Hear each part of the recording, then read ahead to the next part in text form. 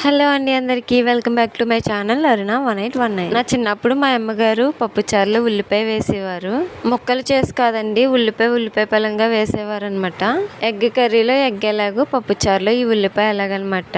ఒక్కసారి ఆ రోజులు గుర్తు చేసుకుందామని చెప్పి ఈ రోజు పప్పుచారు చేశాను. అమ్మ చేతి వంట అమ్మ చేతి వంటేనండి. ఆ టేస్ట్ అయితే మన చేతికి రాదుగా. ఈ పెసరపప్పు చారు సమ్మర్లో ఎక్కువగా చేస్తారండి.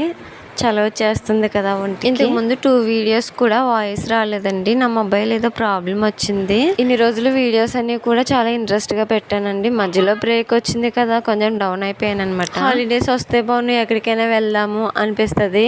దసరా హాలిడేస్ లోనేమో సమ్మర్ వచ్చాక సమ్మర్ హాలిడేస్కి వెళ్దాం అనుకుంటాము.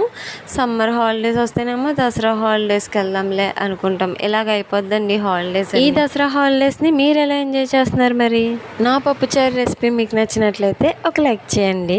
ఉంటాను మరి, బాయ్ బాయ్.